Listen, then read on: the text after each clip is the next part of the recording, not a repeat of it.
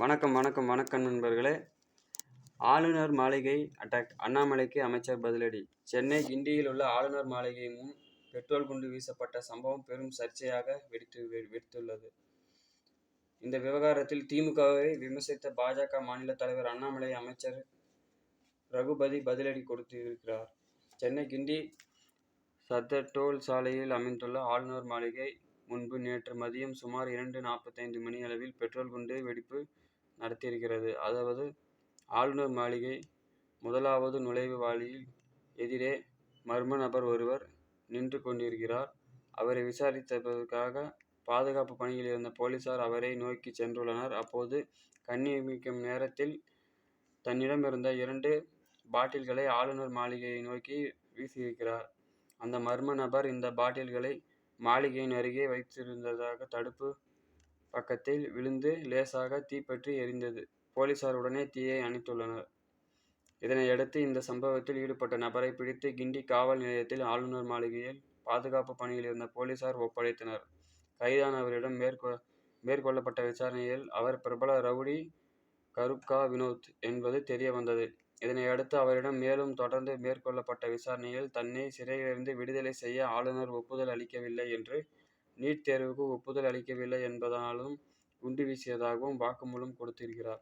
இவர் ஏற்கனவே கடந்த 2022ஆம் ஆண்டு பாஜக மாநில தலைமை அலுவலகமான கமலாலயத்தில் பெட்ரோல் குண்டு வீசிய வழக்கில் கைது செய்யப்பட்டிருந்தார். இந்த நிலையில் தற்போது குண்டு வீச்சில் ஈடுபட்டிருப்பது தொடர்பாக வெடிபொருள் தடை சட்டம் உள்ளிட்ட பல்வேறு பிரிவுகளின் கீழ் போலீசார் வழக்கு பதிவு செய்து விசாரணை செய்து வருகின்றனர். மறுபுறம் இந்த சம்பவத்திற்கு அரசியல் கட்சிகள் கடும் கண்டனம் தெரிவித்துள்ளனர்.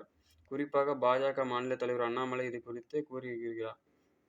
ராஜ்பவன் மீது இன்று பெட்ரோல் குண்டு வீசப்பட்டது தமிழகத்தின் உண்மையான சட்டம் ஒழுங்கை பிரதிபலிக்கிறது. முக்கியமில்லாத விஷயங்களில் மக்களின் கவனத்தை திசை திருப்புவதிலும் திமுக மும்முரமாக இருக்கும் சமயத்தில் குற்றவாளிகள் தெருக்களில் இறங்கிவிட்டனர். 2022ஆம் ஆண்டு பிப்ரவரியில் சென்னை பாஜக தலைமை அலுவலகத்தில் பெட்ரோல் குண்டு வீசி தாக்குதல் நடத்திய அந்த நபர் தான் இன்றும் ராஜ்பவன் மீது தாக்குதல் நடத்தியுள்ளார்.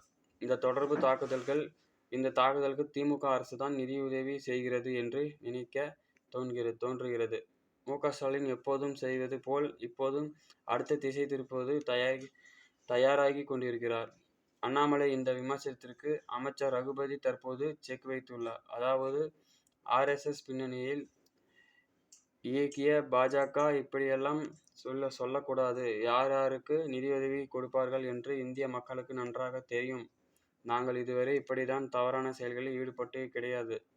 அப்படி செய்யும் அதற்பிலும் கிடையாது என்று கூறியுள்ளார். அமைச்சர் இவ்வாறு கூறியதற்கு பின்னால் சில காரணங்கள் இருப்பதாகவும் சொல்லப்படுகிறது.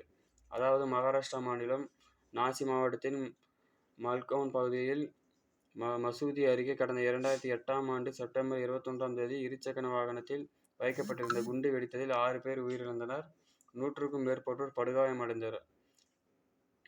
மலேகான் குண்டுவெடிப்பு எனப்படும் இந்த வழக்கில் பாஜக எம்பியான பிரக்யா சிங் NIA சிறப்பு நீதிமன்றத்தால் விசாரிக்கப்பட்டு வருகிறது. ஒருவேளை இதை கருத்தில் கொண்டு கூட அமைச்சர்